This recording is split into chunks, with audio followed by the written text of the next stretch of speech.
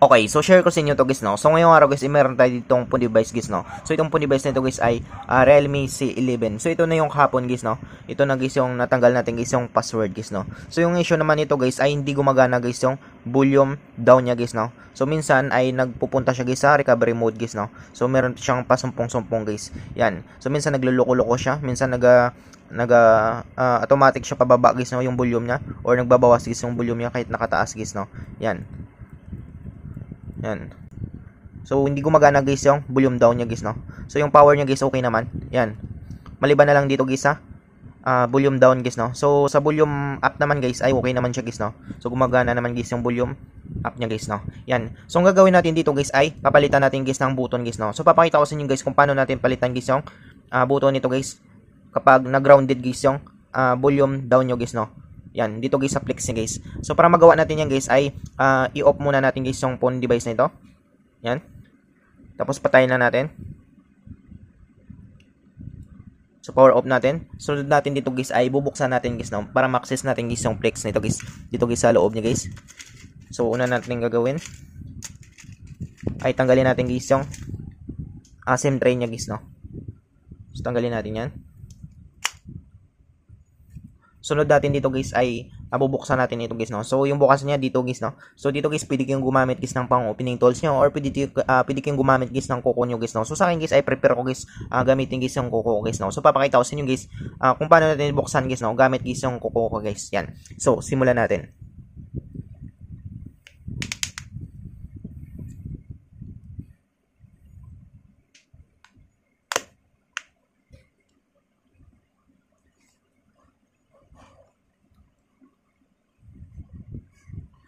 So medyo matigas siya guys, no.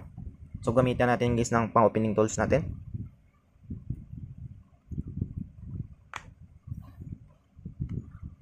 So kaya ko naman buksan to guys, no. Problema lang guys ay medyo hindi matibay guys yung kuko guys, no. So medyo manipis. Kaya gagamit tayo dito guys ng pang-opening tools natin. Minsan kasi guys ay merong malambot lang guys na ano guys, no, na back cover guys. Mabubuksan siya agad. Kaya minsan kukulan na lang guys yung ginagamit ko guys, no. Yan. So nabuksan natin guys, no. So dandan natin guys. Yan. So ito guys yung loob guys ng phone device nito guys, no. Realme C11 2020 ito guys, no. So parang na-repair na rin guys yung battery nito. So makita nyo guys, no, kulang na rin guys ng mga volts. Yan. So ang gagawin natin dito guys ay i-repair natin guys yung volume down nito guys, no. Ito guys. So ito guys nagluloko to, minsan pumupunta sa recovery mode. Yan. So madalas talaga nasisira dito guys yung ito guys, no, yung volume down niya guys, no. So nakaraan guys volume down din yung nag-grounded guys sa Realme C11 na yun guys, no. Yan. So ito guys papalitan natin dito.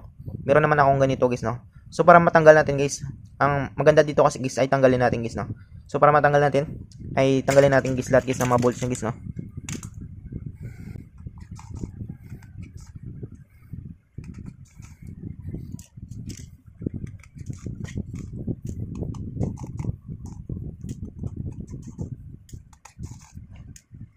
So ayan siya guys, no. So natanggal natin guys lahat guys ng mga bolts niya. So angatin na natin. Yan. Sunod natin dito guys ay tanggalin natin guys yung FPC connector guys ng battery niya guys, no. Or yung tinatawag natin guys na flexible printed circuit nito guys. Dito guys sa terminal guys ng board niya. Dito guys sa battery connector niya. Yan.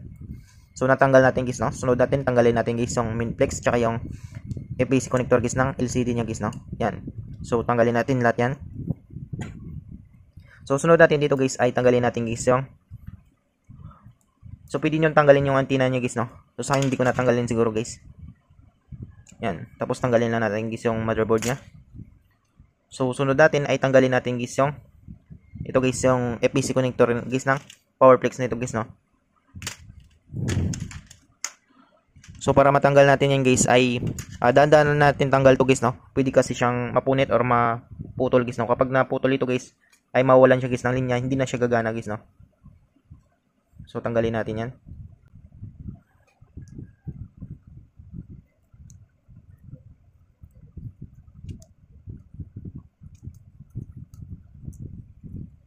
So ayan siya guys, no. So natanggal natin guys. So yung pinakamahirap guys na gagawin guys yung button guys, no. So medyo matrabaho ito guys yung ganitong gawa guys yung magpapalit guys ng button guys, no? Dito guys sa flex niya. Sobrang liit kasi nito guys kapag wala kayong scope guys. Yan. So dandan natin tanggalin guys, no? Tapos babalik na lang natin mamaya. Focus natin.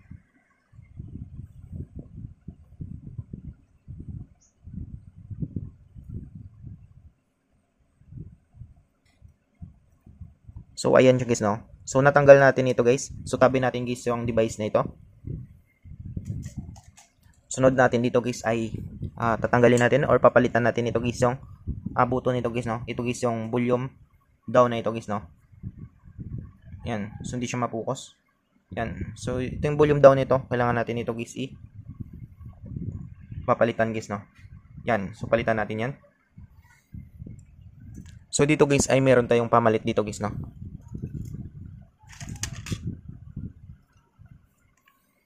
So ito guys, meron tayong pamalit dito. Yan. So magkuha tayo ng isa dito guys, no? So kailangan na natin guys iyan, no, to guys, palitan kasi nga grounded na siya guys, no?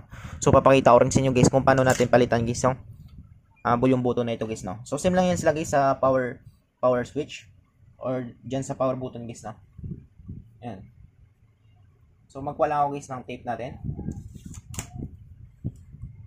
So yung ginagawa ko dito guys ay tinitape ko ito guys, no, para hindi siya gagalaw guys. Yan. So bali ganyan yung diskarte ko guys, no. Yan, para hindi siya gagalaw guys.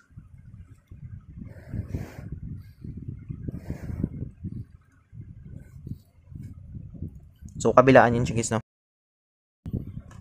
So sa kabila guys ay lalagyan ko rin siya guys ng tape guys, no.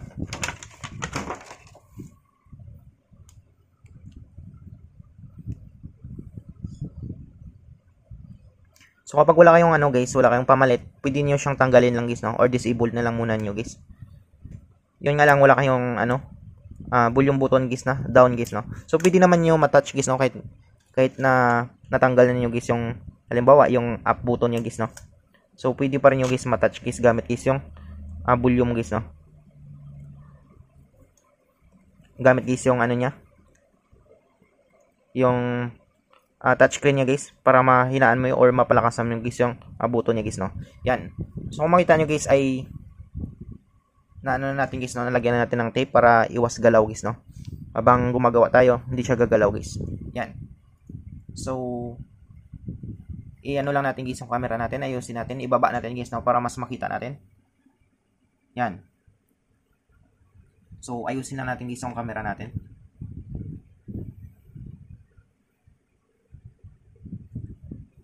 So ito guys ay hindi na siya gumagana ito guys, no. So matigas na siya guys, stuck up siya. Yan. Kaya minsan pumupunta ito guys sa recovery mode guys, no. Yan. So ito guys yung dahilan guys, no. So ngayon guys ay gagawin natin dito, mag-inject lang tayo dito guys ng content flux natin para hindi masunog guys yung flex cable natin. Yan. Tapos kailangan natin dito guys gumamit guys ng lead natin guys, no. So gamit yun ng lead natin. At kailangan rin natin dito guys ng soldering iron natin guys. So painitin ko lang guys yung soldering iron natin, saksa ko lang. So ayan siya guys, no. So nandito na guys yung soldering iron natin. Yan. So bali yung gagawin natin dito guys ay gamit guys yung lead tsaka yung soldering iron nito guys ay ganito guys yung natin guys, no. Yan. So bali patakan natin guys ng lead guys, no, para lumambot siya guys, para matanggal guys yung button nito guys na grounded guys, no. So papakita ko pa rin sa inyo guys, no. Yan. So medyo painitin ko lang guys yung soldering iron natin. So kailangan rin pala natin dito guys ng natin guys, no, analog tester natin guys, para malaman natin guys yung continuity nito guys, no, kung sa up and down siya guys yung continuity niya or sa left and right siya guys, no. Yan. So ang malaga kasi dito guys ay matester natin guys, no, kasi nga kapag lagay lang kayo guys ng button tapos hindi pala nyo alam na yung niya, yung continuity niya guys ay left and right guys, no, tapos yung nalagay nyo yung button up and down, so hindi talaga siya gagana guys, no. Yan. So una natin gagawin dito guys ay magkuha tayo dito guys ng isang button. So ito guys lalagyan na rin natin ito guys ng lead guys, no, para madali siya guys kumapit guys kapag sinalpak natin doon sa flex guys, no. Yan. So bali ito na lang yung lead natin. So magkuha lang ako dito guys ng isa guys, no.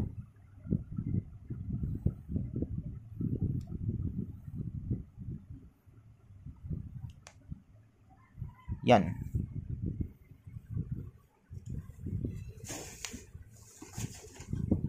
So itong ano na ito guys, ito guys yung buto na ito ay kailangan natin malagyan ito guys ng lead guys, no. Ito guys. Para madali siya kang kumapit guys, no. Kasi kapag hindi natin lagyan guys ay mahirap siya guys anan guys, no. Mahirap siyang kumapit guys kasi nga wala siyang lead guys, no. Yung gagawin kasi natin dito guys para mapadikit natin ito, lead to lead guys, no. Yan.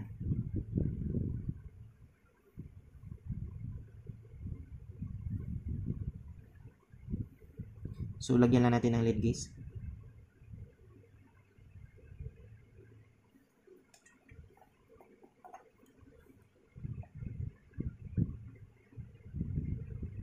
So medyo mahirap lang itong gawin guys, no, kasi nga maliit lang siya guys.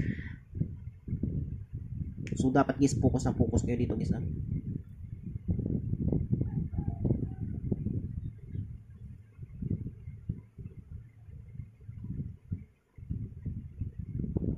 Yan. So nalagyan natin ng lead guys. So sa kabila naman guys, lagyan rin natin ng lead. So lagyan natin ng lead yan.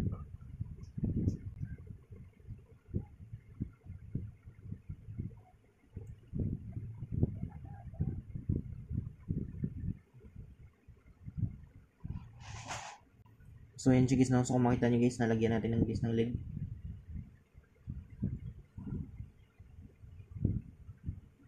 Yan. So sunod natin ay tanggalin natin guys yung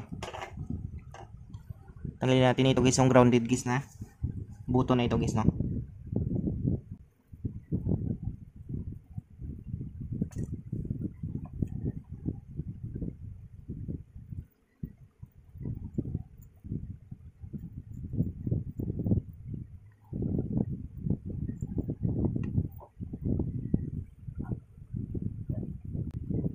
So yan siya guys, no. Kung makita nyo guys ay natatanggal siya guys. Yan. So natanggal na natin. So ayan siya guys, no. So kung makita nyo guys ay natanggal na natin. Yan. So linisan lang natin guys yung soldering iron natin.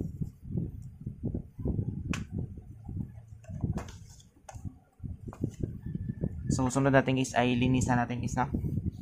So gagamit tayo dito guys ng electronic liquid natin guys.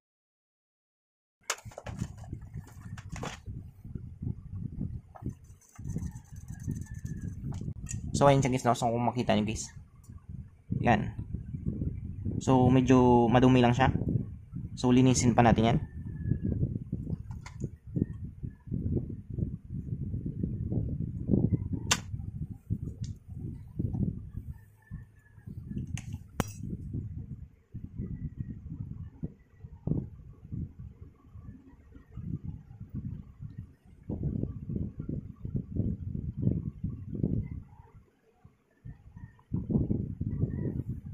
Yan, so kung makita nyo guys, no. So linisin pa natin. Tanggalin natin guys yung mga itim-itim.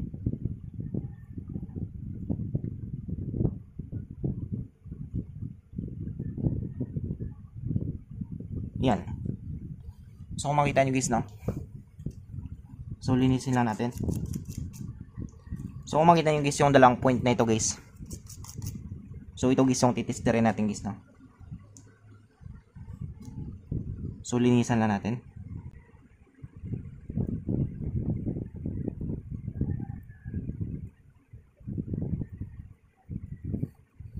So ayan siya guys, no. So kung makita niyo guys yung dalawang point nito. So left and right yung dalawang bilog na LED na ito. Yan. Tigdalaw-dalawin sila. So titesterin natin guys, no. So diyan natin malaman guys kung nasaan guys yung continuity niya guys, no. Yung continuity niya ba ay nasa left and right or sa up and down guys, no. So dito guys sa analog tester natin guys ay gagamit tayo dito guys ng times 1 guys, no. 150 mA with continuity. So taas na yung konti. Yan para makita natin. Focus na rin. Yan. So dito na tayo gagamit guys ng analog tester natin guys, no. So magsiset tayo dito guys ng times 1, 150 mA with continuity. So check natin continuity niya guys. So wala dito ang continuity niya guys, no. So ibig sabihin hindi siya up and down guys, no. So check natin dito sa left and right kapag papalo yung tester natin. Yan. So kung makita niyo guys, no, pumapalo guys yung analog tester natin. Yan. So ibig sabihin guys ay yung continuity nito guys ay left and right guys, no. Yan. So same lang ito guys, no. Left and right din ito guys yung button natin guys, no. Left and right ito siya guys. Yan. So ngayon guys, yung gagawin natin dito guys ay ikakabit na natin guys, no. So dito naman tayo, medyo mahirap-hirap ito guys, no. Mahirap-hirap ito guys, ikabit siya guys. So same pa rin guys, no, gagamit tayo dyan guys ng lead nya guys, no. So lagyan natin guys ng lead.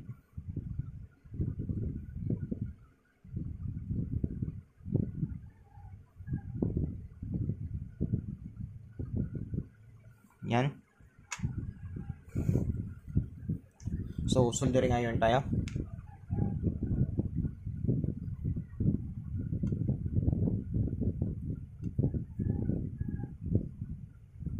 Yan. So nalagyan na natin guys ng lead guys, no. So ayusin natin camera natin ulit. So baba natin.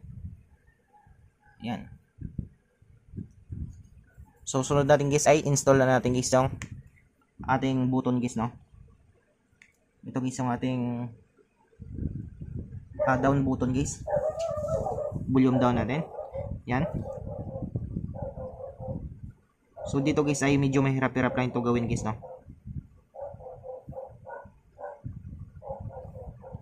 So dapat guys ay yung kamay nyo guys ay hindi pasmado guys, no, hindi masyadong magalaw. Kasi kapag magalaw ito guys ang kamay nyo guys ay sigurado guys na hindi nyo ito makabit guys, no. Yan. So dapat guys relax lang guys, no. So relax lang tayo para makabit natin to.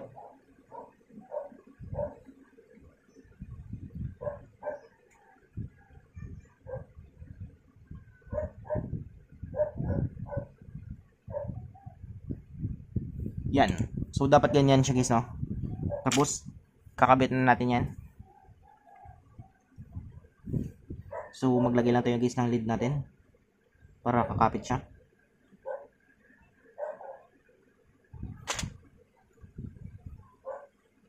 Asan yung ano natin?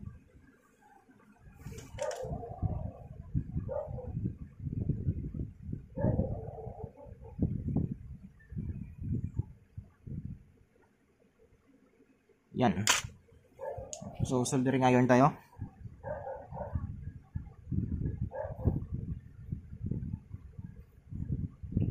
So dapat relax lang guys, no.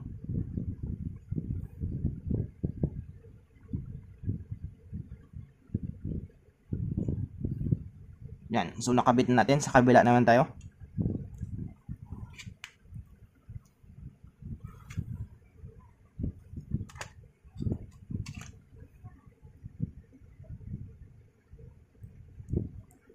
So kung makita nyo guys, no, nakabit na natin guys.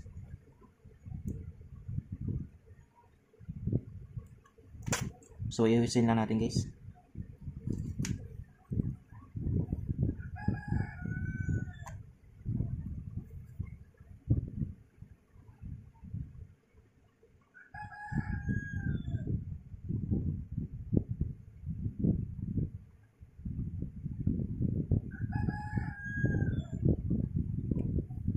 Yan.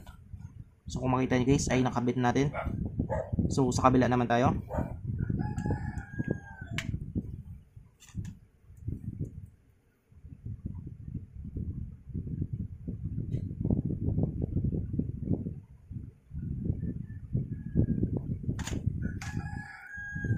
So kabila naman tayo guys.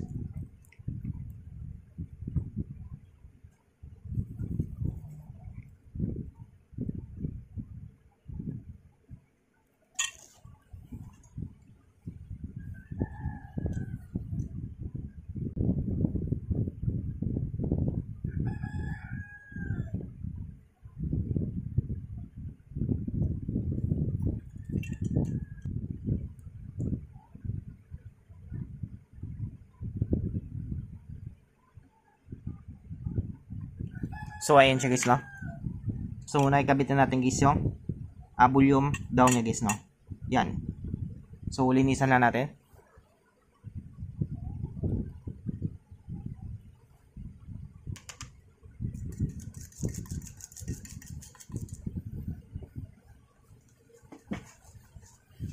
So ayusin na natin guys, no. Yan. So papakita ko lang sa inyo guys, tapos ayusin ko lang. Yan. So kung makita nyo guys, no, nakabit na natin guys yung volume down niya guys. So matibay na yan siya guys. Yan. So ayusin na natin guys yung camera natin.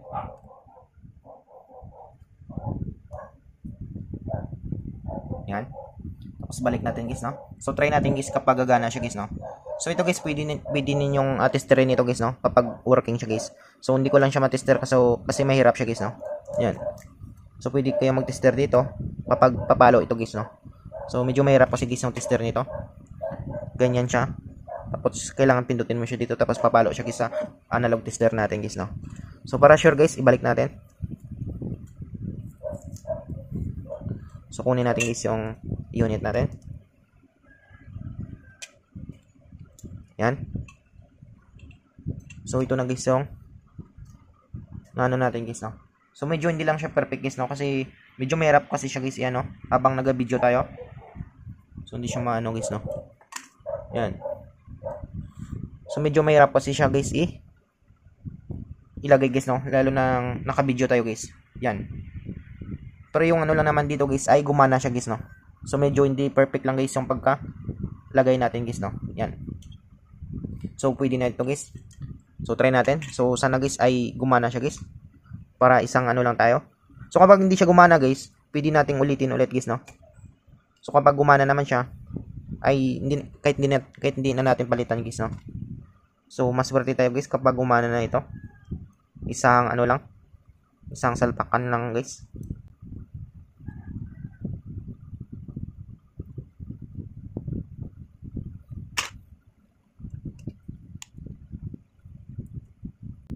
Tapos balik natin guys yung FBC connector nito guys, no, ng LCD tsaka Minplex. So balik na rin natin guys yung FBC connector guys ng battery niya. Yan. Tapos idikit lang natin ulit guys, no. So try natin kapag magdikit pa siya. Yan, so dumidikit pa naman siya guys, no. Yan. Tapos try natin, hindi muna natin yan guys, no, saraduan ng maayos. Kasi kapag hindi siya ano guys, hindi gagana guys yung nilagay natin na button, ay madali lang natin siyang baklasin guys, no.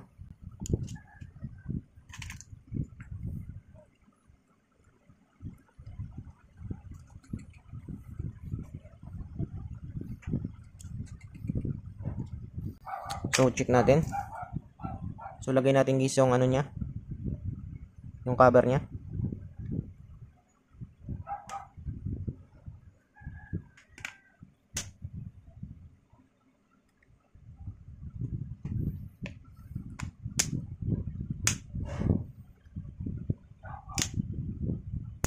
So check natin, pandarin natin guys. Yan. So antayin natin guys, no. So check natin kapag gagana guys yung volume down niya guys, no, na pinalitan natin guys. Pause natin. Yan. So antayin natin guys, no.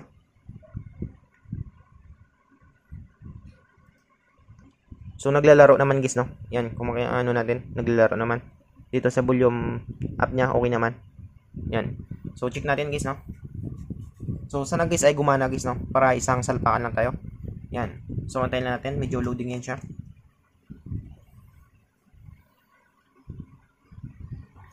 So check natin. Volume up. Volume down. Yan. So kung makita nyo guys, no, gumana na siya guys. Yan, working guys yung ginawa natin. Yan. So ganun lang kadali guys, no, kung paano natin guys mapalitan guys ng button guys yung grounded natin guys na button guys sa volume down niya guys, no. So I hope guys na makatulong sa inyo itong video tutorial natin. Sa mga bago pa lang sa ating channel guys, no, huwag natin kalimutan guys i-click guys yung subscribe at yung notification bell button para ma-update ko kayo guys sa susunod natin guys na video tutorial. Thank you guys and God bless sa lahat.